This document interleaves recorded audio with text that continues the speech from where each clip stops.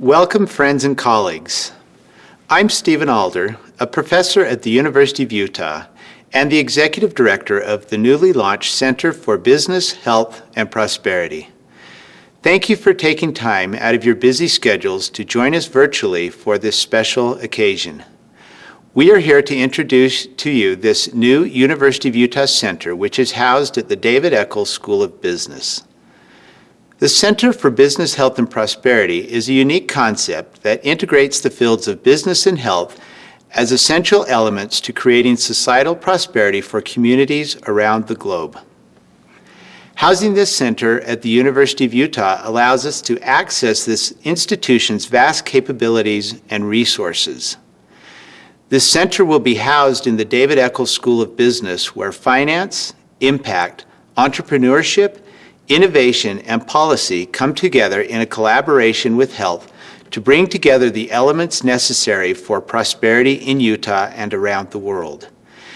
Dean Taylor Randall will now tell us how the new center will integrate with and fully support the mission of the David Eccles School of Business.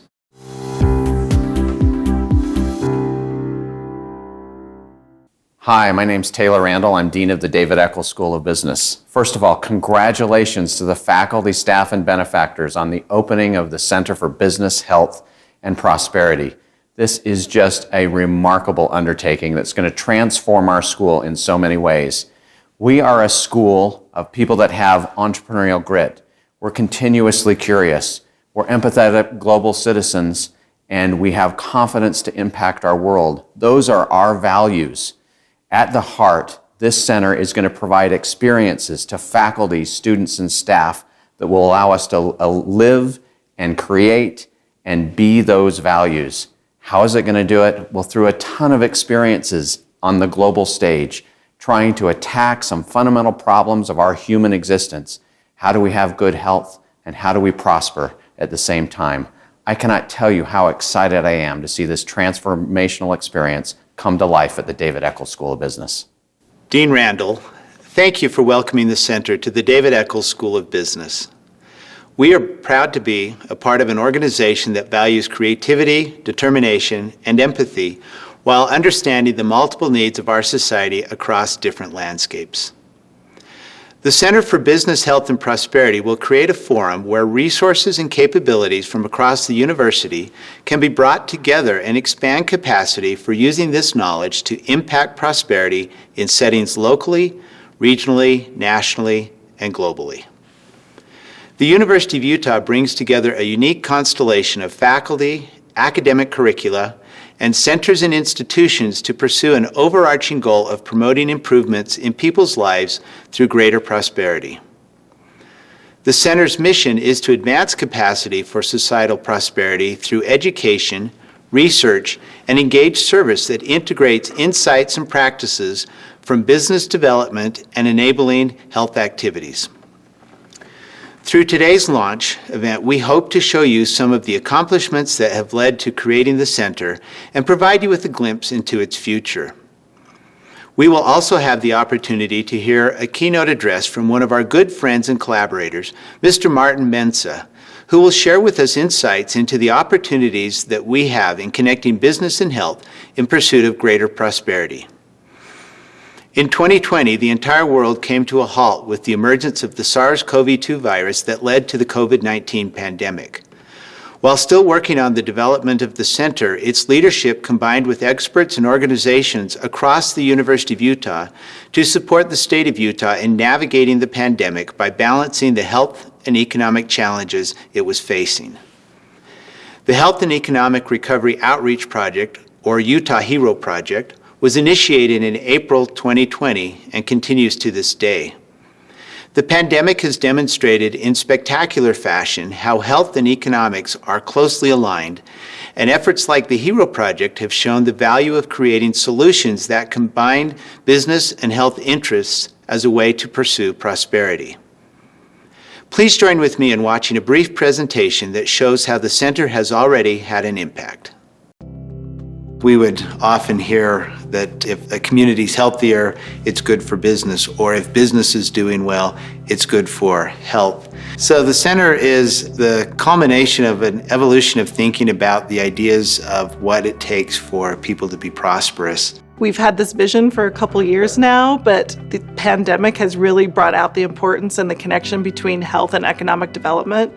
The Center for Business, Health, and Prosperity harnesses two of the greatest assets that we can bring together for prosperity in communities. That is business and especially innovation and entrepreneurship with the best practices in health. And we combine those together in order to help bring the best prosperity that we can to the world.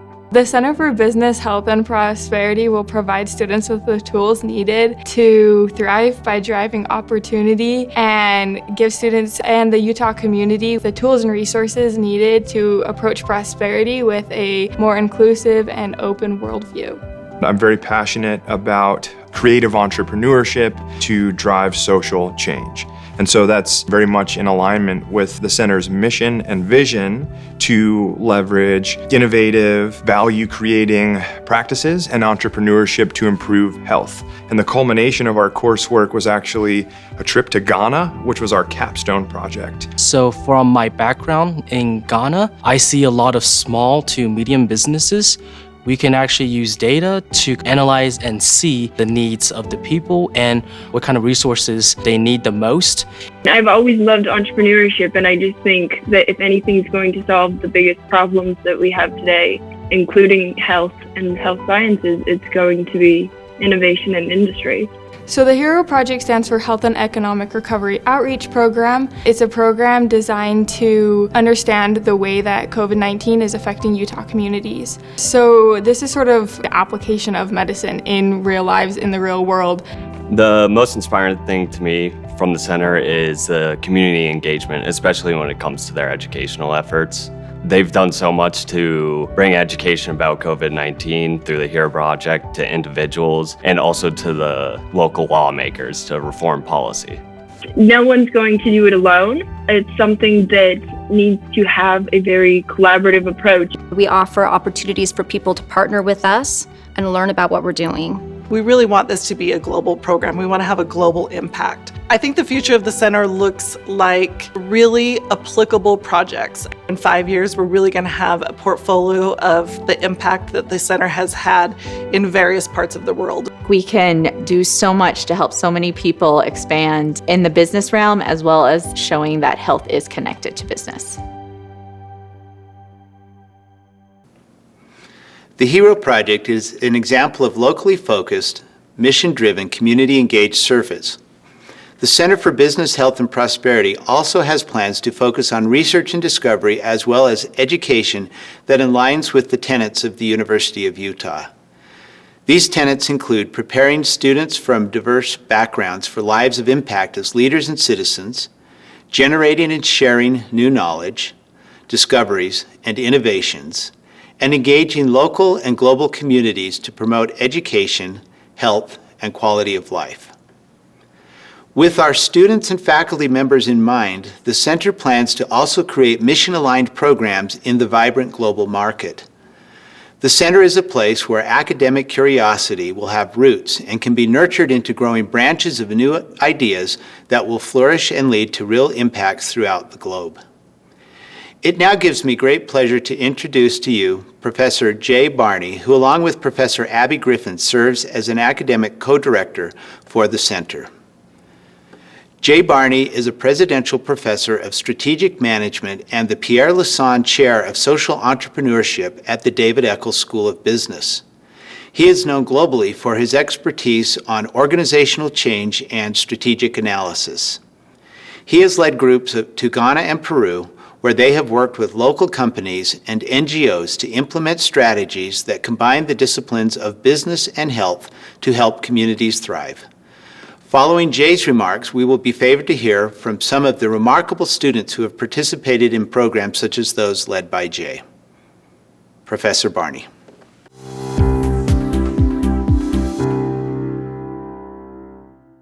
About 20 years ago, I watched a documentary about what, to me, was a new approach to economic development, microfinance. At the time, microfinance was just beginning to receive international attention as a way to address abject poverty in the developing world. And while I found the specifics of this approach to poverty alleviation interesting, what really struck me was the possibility of using principles from market-based capitalism to try to address the issue of poverty. For many decades, well-meaning efforts in the West had tried to use a mixture of philanthropy and foreign aid to address poverty. I'm sure some of this work did some good, but it clearly had not addressed the problem of poverty in any fundamental way. Despite the gifts of food, children were still starving. Despite grants to governments, infrastructure was still inadequate. And despite billions of dollars spent in impoverished countries, we're still not part of the global economy. But microfinance was different.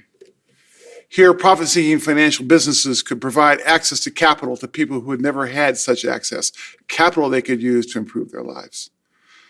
Now, over time, we have come to learn that microfinance has some important limitations, that while it might be part of the solution to the problem of poverty, it is really the whole solution. But the essential idea behind microfinance, that profit-seeking businesses operating in markets might help address the problem of poverty in developing economies, continue to intrigue me. Well, I was a business school professor back then, 20 years ago, and I still am. So I decided to do what business school professors do. I developed a class on the relationship between business and poverty. However, in addition to lectures and readings, I wanted this class to give students the opportunity to get hands-on with poverty, to do something practical to help. So I raised some money and I used those funds to pay the expenses of my class to travel with me to a developing country where we would try to help businesses improve their performance. We started in Bolivia, but 14,000 feet on the Altiplano was just too hard on the professors. So then we went to Cusco in Peru, and most recently have begun working in Ghana in Africa. And we have discovered some things along the way. First, while building schools, digging wells, and erecting greenhouses could be helpful, we discovered that such projects were not our distinctive competence. I remember going to a Bolivian village to help them finish a well. Need a cinder block lining installed so that it could be used to draw water. When we arrived, I saw the hole in the ground and a large pile of cinder blocks for the inside of the well. But I didn't see a backhoe we could use to move the cinder blocks around, each of which weighed over 100 pounds. Instead, on the ground, there were 3 poles and a rope. And then I watched 3 diminutive Bolivian men move those cinder blocks around, put them into the well, and align them perfectly with 3 poles and a rope. These men knew more about digging wells than I would ever know. Instead, we discovered that our competence was helping operating businesses improve their performance in developing economies. Our goal became to help address the problem of poverty by helping small and entrepreneurial businesses become more profitable and thus become a source of jobs and wealth for their employees. In our experience, the best solution to poverty was a good paying and steady job. And we could help create those jobs by helping companies be more successful. So over the years, we have helped quinoa farmers negotiate better prices for their crop, helped a leather goods company improve its marketing and distribution, helped a village market its stay in the Peruvian village tourist experience, helped a guinea pig cooperative in Peru reduce the cost and increase the quality of its guinea pig food, helped establish processing standards for a Peruvian coffee cooperative, and helped a microfinance company in Ghana alter its due diligence process to increase its profitability, and on and on. We have probably had more than 50 clients over the years, and in most cases, we have been able to help these organizations improve their operations and their performance, and to keep their employees working, and to bring economic stability in the lives of these people. In so doing, we have, in our own small way, helped address problems of poverty. Second, over the years, we discovered that economic stability had a powerful effect on the people we served. They were happier, they were healthier, they had stronger families. None of the people with whom we worked lacked ambition or drive. None of them were lazy or unwilling to work. All they lacked was some specific business knowledge about accounting, finance, marketing, and operations that we could provide and help them apply. And that often changed their lives. I will never forget working with a women's guinea pig cooperative in Peru. The students had just finished presenting their analysis, which showed that this cooperative's profits could be increased dramatically if they made their own guinea pig food. As the women realized this potential, they began to weep. There were maybe 50 women in the room, and they all began to weep because it was not just about guinea pigs or profit or food manufacturing. This was about how these extra profits would change their lives. And not surprisingly, our students began to weep as they realized the difference between a homework assignment and doing something that actually changes lives. And even the professors in the room were moved to tears. And this led me to the last thing that we've discovered over the years. You cannot serve others without changing yourself. You cannot spend hundreds of hours doing analysis of business problems whose solution will help people in poverty without profoundly changing who you are and what you believe. I have had students delay careers in investment banking to spend a year with an NGO in a developing economy. Others have changed careers altogether, moving from financial services in the US to nonprofit consulting firms that specialize in developing economies. And even those who have not changed careers have nevertheless been changed. And so it was on my way home from my first trip to Ghana that an idea came to me, an idea to scale what had been my little class into a center that would provide these kinds of transformative experiences to hundreds more businesses and thousands more students. A center for teaching and research, where the best scholars and practitioners in this space could gather and learn from each other. A center that would link business and health and prosperity. I wrote up a 2-page summary of this idea and sent it to our dean, Taylor Randall. His response, let's do this. And here we are celebrating the launch of this new center, a center for business, health, and prosperity. To me, this has been nothing short of miraculous. Of course, now the real work begins, but the opportunities there are there just waiting for us. Opportunities to help business and developing economies succeed, to link business and health in these settings, opportunities to share what we have learned with others, opportunities for our students and ourselves to be transformed by this experience. I am excited to invite you to join this bold new endeavor. Thank you very much. So I work for the center in the HERO project as a supervisor for the COVID-19 testing centers. I help manage the staffing of those centers and that the quality of the tests and the procedures that are being done there are done properly and are done well. Earlier in the project, when there was a lot of unknowns with COVID, people were really thankful that this opportunity was available to them where they could go find a place to get tested. There was a lot of unknowns and confusion about COVID-19, along with a lot of misinformation. My work through the HERO project allowed me to be an educator to the individuals and participants. So I get to work a little bit more with the Latino population because I speak Spanish, and so anytime a Spanish-speaking family comes in, I get to talk to them and explain the project and help them feel more comfortable. Elizabeth Rabin has definitely been one of the most inspirational people that I've got to work with this summer. I'm just an undergraduate student, but she's made me feel like a full-blown professional, so I'm really thankful for her. The data we gathered also let the Utah government know how to reopen businesses and keep Utahns safe at the same time. The HERO project has helped me see more public health and societal side to medicine and being able to really understand the larger impact that medicine can have within a community, and that's been a really great experience. With my work through the HERO project, I've started to become more interested in infectious disease and epidemiology. So I'm going to start looking into different paths I could go with my nursing degree to get experience in infectious disease and epidemiology.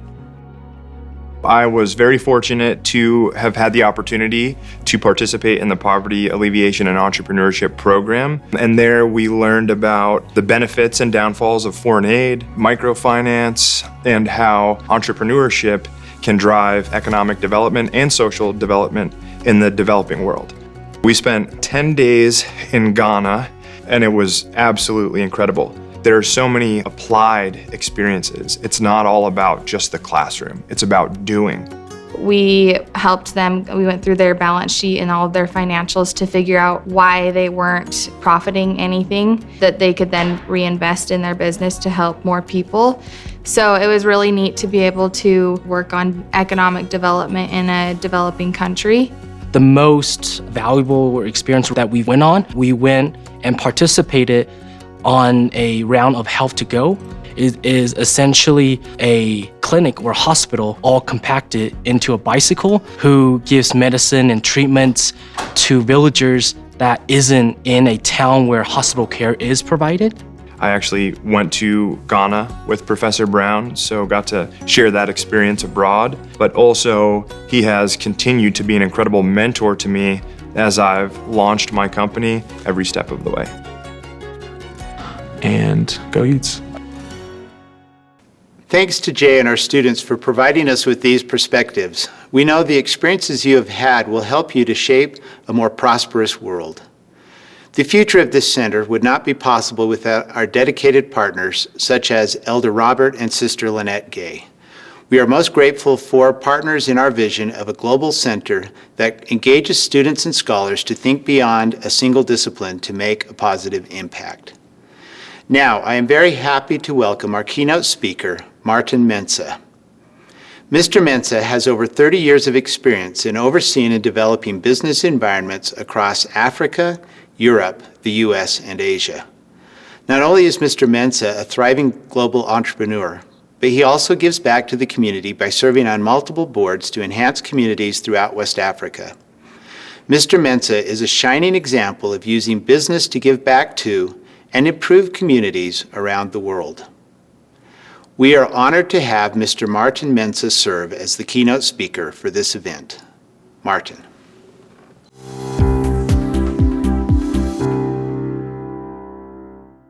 Distinguished guests, benefactors, members of faculty, students, and friends of the University of Utah. It is a pleasure and a privilege to have been invited to not only participate in this special event, but to also share a few thoughts on the occasion of the coming into existence of the University of Utah Center for Business, Health, and Prosperity in the David Eccles School of Business. In particular, I wish to express my thanks to the center's founding executive director, Professor Stephen Alder,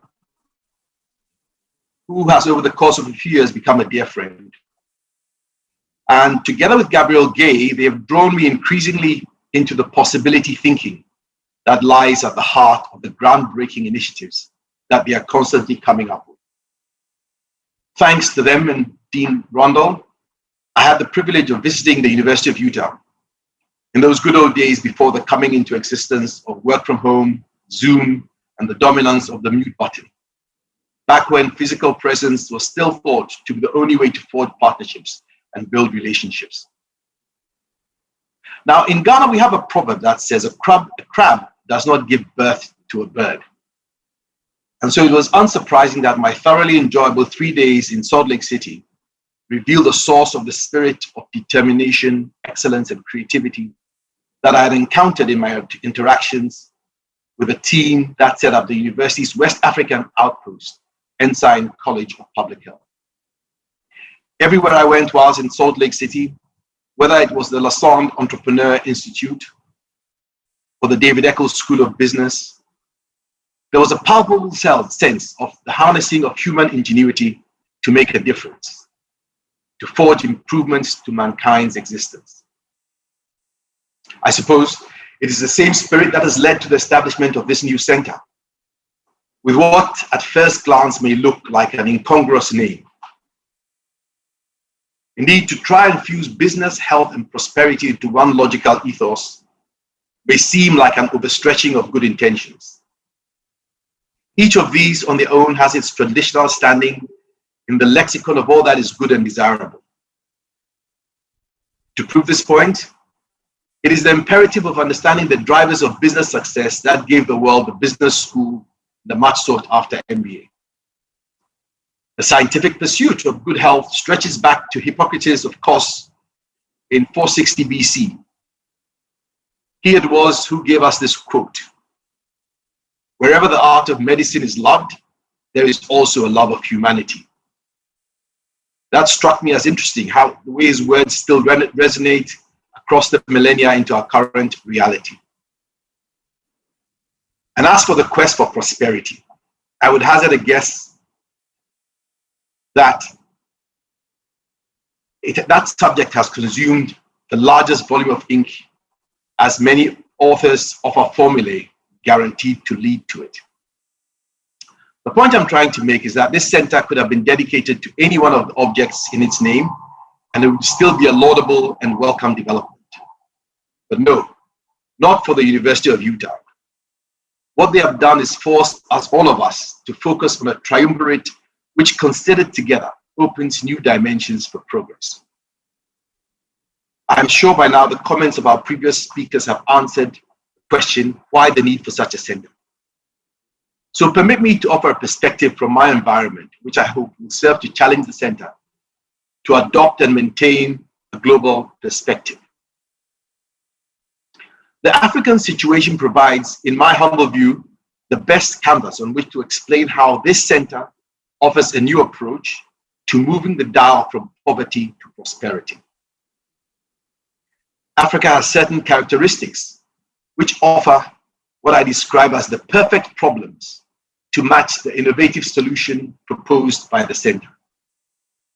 I'll just highlight a few of these to illuminate my point. Firstly, Africa has the world's fastest growing labor force, but needs jobs growth to prevent this from becoming a social problem. According to an article I read recently, Africa has seen the highest rate of population growth at about 2.5% annually. And by 2050, a quarter of the world's population will live on the continent. According to the African Development Bank, the African middle class consists of 350 million people. A recent Ipsos survey further refined the definition of this group by describing its members as having a disposable income, either being full-time employed, running a business, or in further education, and or having at least a secondary school education. Thirdly, Africa boasts the world's highest entrepreneurship, and specifically female entrepreneurship rates. Small and medium enterprises are now the biggest form of employers in sub-Saharan Africa. Unfortunately, this is offset by the highest small business discontinuance rate in the world. Also noteworthy is the fact that majority of the continent's startups are not established around new products and services. In other words, most of them are survival businesses set up to create a means of earning a living as opposed to doing things in a new and better way. The next point talks about health. The World Health Organization has done studies that indicate that Africa has the greatest infectious disease burden and the weakest public health infrastructure amongst all regions in the world. There are numerous studies into what is an ever more African problem that is described as a double pandemic. These are the rising recurrence of infectious diseases and a surge in non-communicable or lifestyle diseases. Next, let's consider the fact that after decades of aid, debt forgiveness, structural adjustment, and donor support, no sub-Saharan African country has successfully made the transition into a developed nation. Finally, whilst there has been a reported slowdown in the numbers, it is estimated that somewhere in the region of 200,000 Africans attempt the crossing of the Sahara Desert to Libya en route to Europe. The assumption has been that the factors that drive this are mainly poverty and violence. However, there is increasing evidence that the typical migrant is educated up to the secondary level again, and is not only economically active, but is also uniquely able to mobilize resources.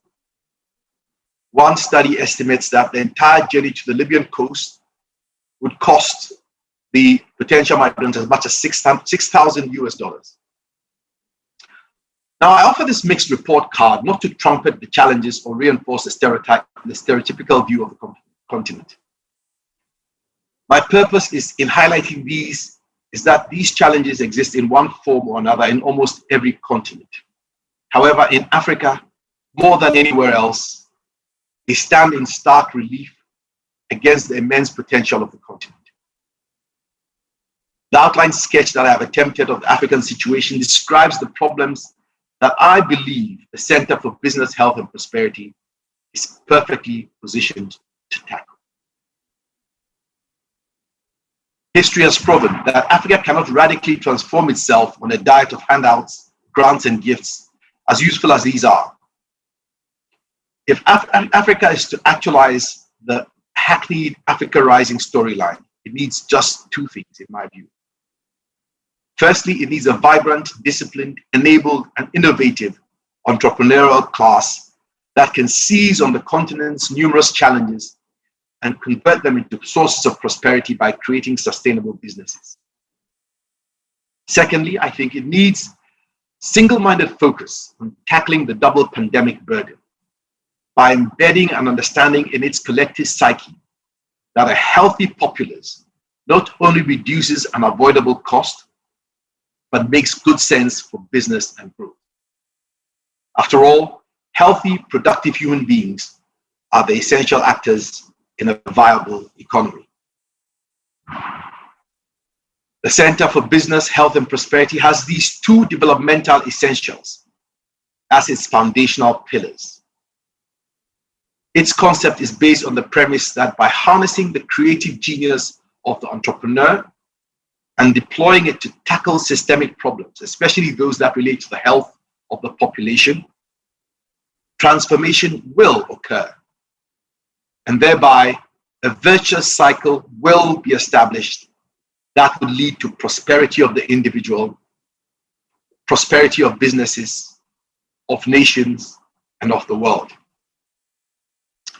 I am fully convinced that the concept has the magic and genius to transform not only Africa, but the world we live in.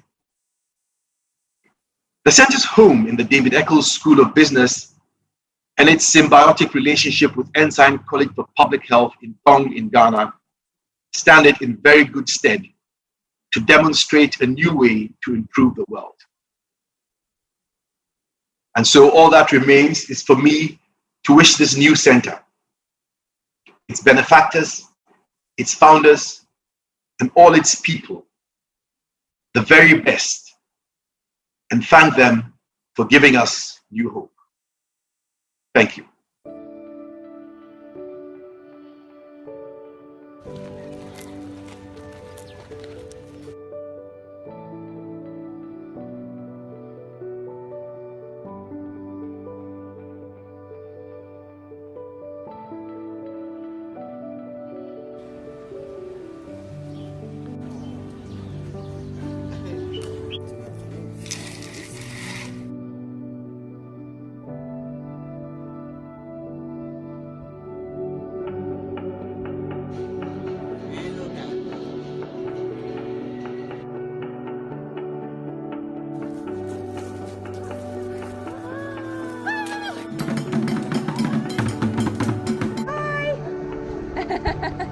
Thank you.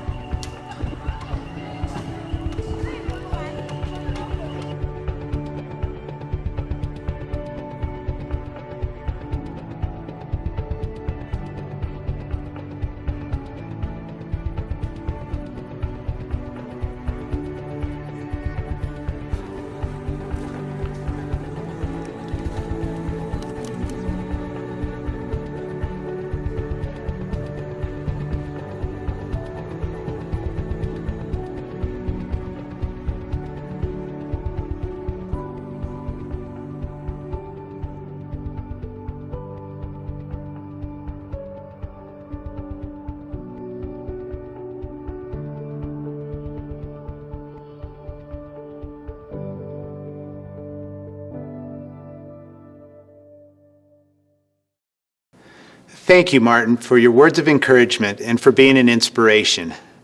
Next, we will hear about the future of the Center for Business, Health and Prosperity from some of our dedicated team members, and we will get a chance to learn more about one of our initiatives.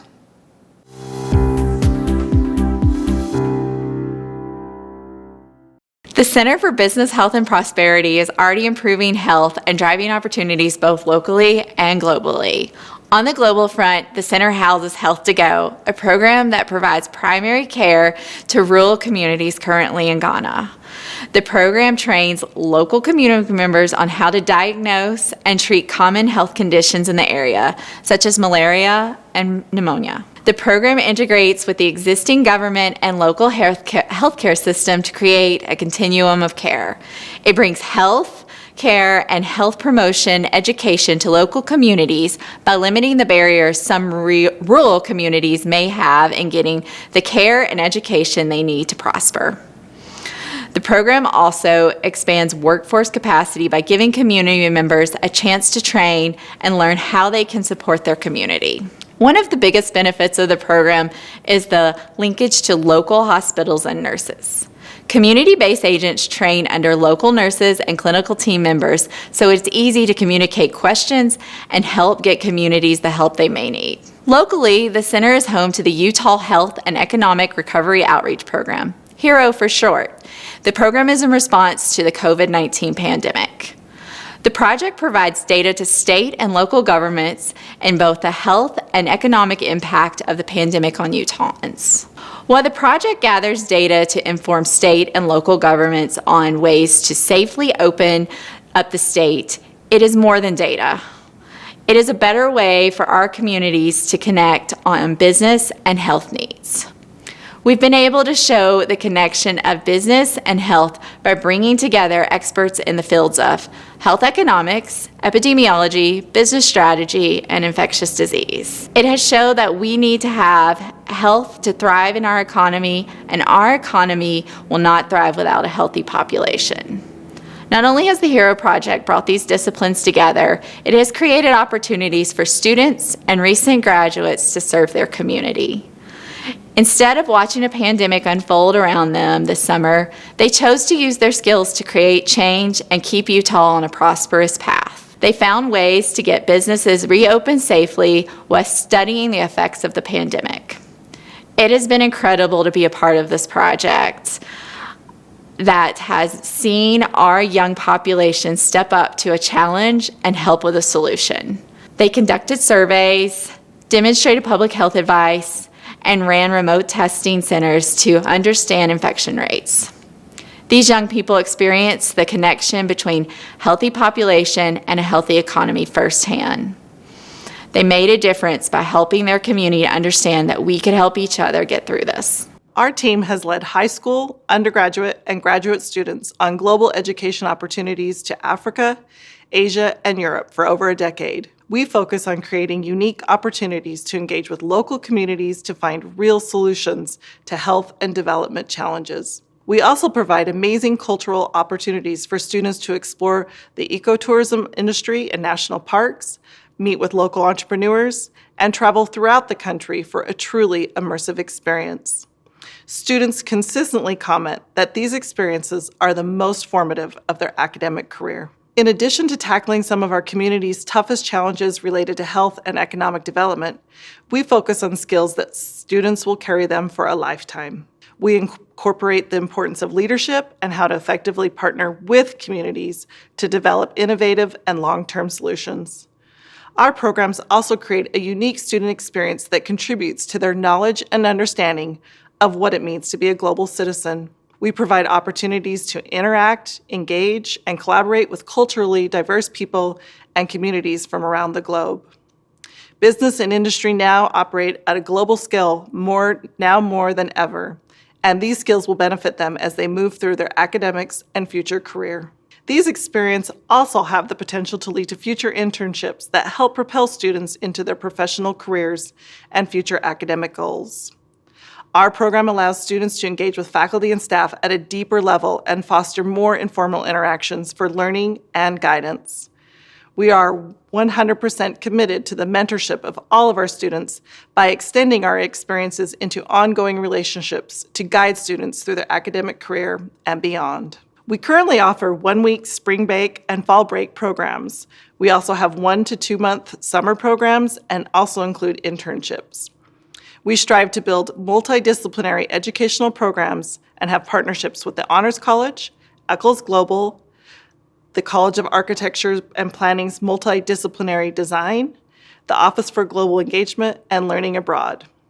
We have also explored additional partnerships with the College of Social Work, Physician Assistant Program, College of Law, and the Hinckley Institute. Our long-term connections with communities provided the base for a truly unique and life-changing student experience. We are committed to providing an immersive global experience to every student from every discipline. We have multiple ways for individuals and organizations to become involved in our projects. The first is through sponsoring one of our research and community engaged programs. As an example, the Health to Go project, mentioned earlier, has several ways for individuals and organizations to contribute to the ongoing support and expansion of this novel community-based health solution.